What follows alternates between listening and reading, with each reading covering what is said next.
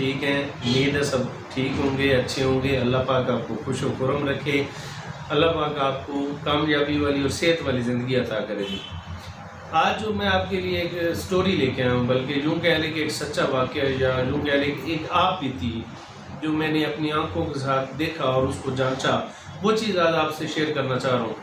میں نے اس سے بہت کچھ سیکھا اپنے آپ کو زندگی میں اور سنسیئر کرنے کے لیے، اس سے مجھے کچھ سیکھنے کو ملا، اور میں یہ چاہتا ہوں یہ واقعہ میں آپ سے بھی شیئر کروں تاکہ آپ بھی اپنے آپ کو اس سے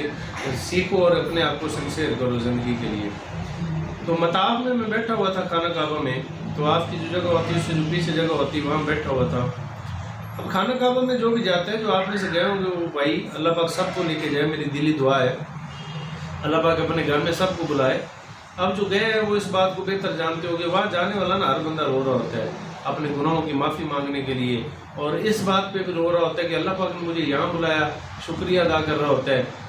تو وہاں کوئی کسی کی طرف توجہ نہیں کرتا کون رو رہا ہے، کیونکہ ہر بندہ تو رو رہا ہوتا ہے۔ لیکن میرے پاس ایک آج بندہ بیٹھا، وہ ایسے درد کے ساتھ رو رہا تھا کہ آس پاس کے سارے لوگ اس کی طرف متوجہ ہو گئے۔ وہ دعا مانگ رہا تھا اونچی اونچی اور بڑے درد کے ساتھ رو رہا ہے جی۔ جب وہ دعا اس کی ختم ہوئی، تھوڑا سا اس نے اپنے آپ کو قابو میں لیا، اپنے آپ کو تھوڑا کنٹرول کیا، تو میں نے اس سے پوچھا بھائی جان کیا ہوا، آپ خیر ہے، میں آپ سے کچھ پوچھ جان سکتا ہوں، ایسے کیا وجہ بنی کہ آپ اتنے دکھی ہیں، مطلب کیا مسئلہ کیا بنا اور آپ کہاں سے ہیں؟ انہوں نے بتایا کہ میرا نام رشید ہے اور میں ہوں انڈیا سے، ہوں، اور میں رو اس بات پہ رہا ہوں کہ میرے ماں باپ دونوں پرائیویٹ جاب کرتے تھے اور میں اکلوتا بیٹا تھا ان کے، میری بہن کوئی نہیں، میرا بھائی کوئی نہیں تھا، تو ماں باپ کی جو کمائی تھی وہ ساری میرے لیے تھی۔ تو میں عیش و عشرت کرتا تھا، وہ مجھے کہتے تھے کوئی کام کر لے، کوئی کام سٹارٹ کر لے، کوئی بزنس سٹارٹ کر لے، لیکن میں اپنے آپ کو میں نے سنسیئر نہیں کیا، میں نے اپنے آپ کو سیریس نہیں لیا نا، اس بات کو زندگی کو سیریس نہیں لیا، حتیٰ کہ میری شادی بھی ہوگی پھر بھی ماں باپ کی کمائی کے اوپر میں بیٹھا رہا۔ تو ایسا واقعہ ہوا کہ ایکسیڈنٹ ہوا اور امی ابو دونوں کی ڈیتھ ہو گئی، ماں باپ دونوں کی ڈیتھ ہوگی۔ اچانک سے ذمہ داری میرے سر پہ پڑی، ساری ذمہ داری میرے سر پہ پڑی، اور میں نے ایک چھوٹا سا بزنس سٹارٹ کیا۔ اس بزنس میں میں نے اتنی ترقی کی کہ میں کامیاب ہوا، میں نے اپنی گاڑی لے لی، اچھا گھر بنا لیا،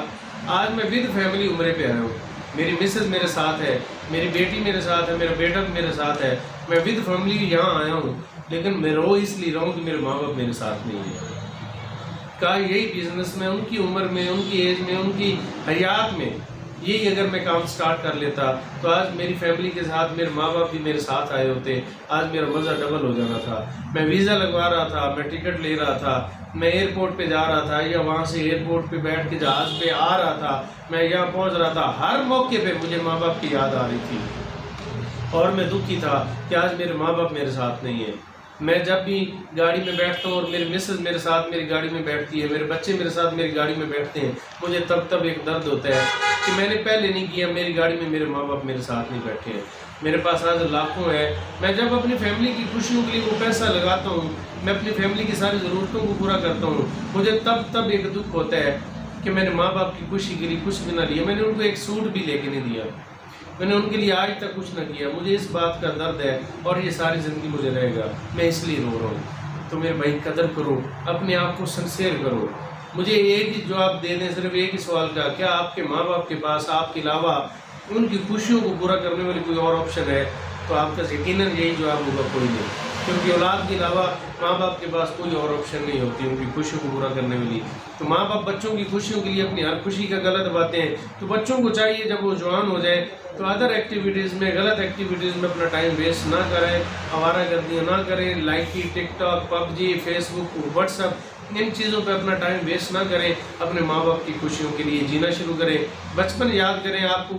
بازار لے کے جاتے تھے، آپ کی باڈی کے ساتھ لگا کے کپڑے چیک کیے جاتے تھے، جو کپڑا آپ کے اچھا لگتا تھا وہ لیا جاتا تھا، ریٹ نہیں پوچھا جاتا تھا۔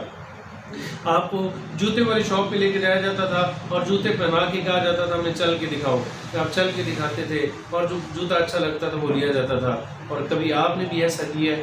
ہمیں بھی ایسا کرنا چاہیے کہ ماں باپ کو ساتھ بازار لے کے جانا چاہیے، اپنی کمائی سے کپڑے لے کے دینے چاہیے، اپنی کمائی سے جوتے لے کے دینے چاہیے اور ان کی خوشیوں کو پورا کرنا چاہیے۔ کہیں ایسا نہ ہو کہ ہم یہ ادر ایکٹیویٹیز میں اپنا ٹائم ویسٹ کرتے رہیں اور وقت گزر جائے، پھر اس رشید بھائی کی طرح ہمیں رونا پڑے. اس لیے آج اپنے آپ کو سنسیئر کرنا ہوگا. Thank you very much. Allah پاک آپ کو سلامت رکھے، آپ کے ماں باپ کو آپ کے سروں پہ ہمیشہ سلامت رکھے، اور اللہ پاک آپ کو اتنی کامیابی دے کہ آپ اپنی فیملی کی ساری خوشیاں پوری کر سکیں. Thank you very much. Allah حافظ.